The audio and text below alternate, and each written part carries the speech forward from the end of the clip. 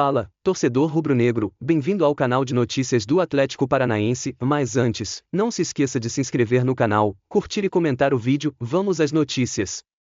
Imagine um clube reconhecido por sua gestão moderna, sua arena de primeiro mundo e sua capacidade de formar talentos.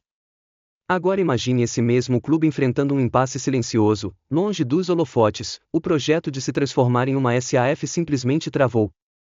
Sim, estamos falando do Atlético Paranaense.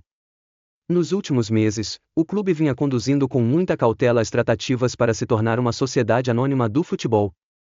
E, para isso, contou com o apoio do BTG Pactual, um dos maiores bancos de investimento do país, responsável por prospectar investidores que pudessem agregar valor e visão ao Furacão. No papel, parecia perfeito. Mas a realidade se mostrou muito mais desafiadora. O mundo enfrenta hoje um cenário de instabilidade econômica. A tensão nos mercados globais, somada às declarações políticas de figuras como Donald Trump, tem gerado desconfiança entre os grandes investidores. Com o dólar oscilando e o risco aumentando, colocar dinheiro no futebol brasileiro, um ambiente historicamente volátil, deixou de ser prioridade.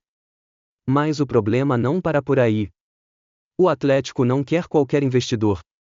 O clube exige mais do que cifras, busca um parceiro que entenda sua filosofia, respeite sua história e não transforme o projeto em uma simples operação financeira. Esse filtro mais rígido, embora coerente com os valores da instituição, acaba tornando o processo ainda mais lento e complexo. E esse dilema não é exclusivo do Atlético. Outros clubes tradicionais como Fluminense, Fortaleza, Mirassol e Goiás também tentaram caminhar para o modelo SAF, mas acabaram esbarrando nas mesmas dificuldades, pouca atratividade para investidores sérios e um receio legítimo de abrir mão de sua identidade em troca de dinheiro. Lá atrás, quando Botafogo, Cruzeiro, Vasco e Bahia anunciaram suas SAFs com grandes grupos estrangeiros, parecia que uma revolução estava em curso. Mas hoje, o cenário é mais cauteloso. O boom passou. O que sobrou foram dúvidas, desafios e clubes tentando entender se vale mesmo a pena seguir esse caminho. Diante desse cenário, fazemos aqui um alerta importante: o Atlético não pode parar.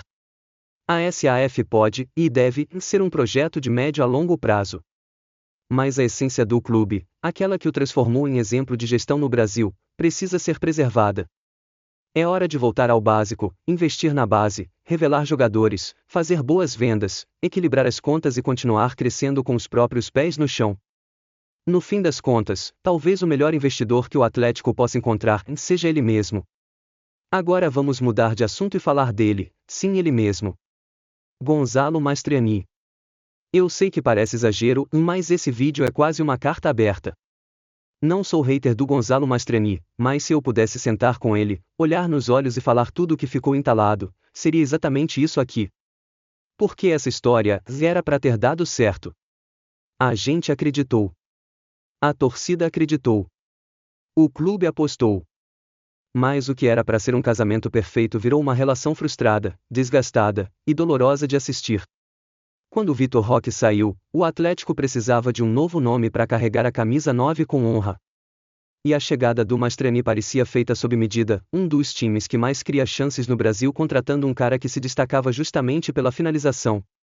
A conta parecia simples, um time ofensivo mais um artilheiro nato.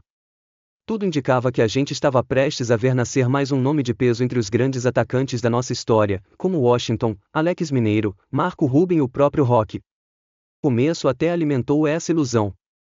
Teve gol na Sul-Americana, teve atuação de respeito contra Cerro Porteño, Bragantino, Belgrano, e parecia que o Atlético tinha encontrado o seu novo matador. Mas aí, veio a realidade.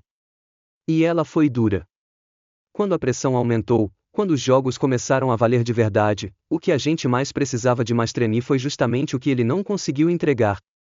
Aquele gol perdido contra o Vasco, dentro da pequena área, que poderia ter colocado o Atlético numa semifinal da Copa do Brasil. As duas cabeçadas erradas contra o Fortaleza. O chute furado contra o Botafogo. E mais jogos em que ele finalizava, mas não assustava. A cereja do bolo, sua grande arma, a finalização, foi perdendo o gosto. A caixa de ferramentas do Mastriani parecia ter só uma chave de fenda, e mesmo essa, já não funcionava mais. Mas vamos ser justos.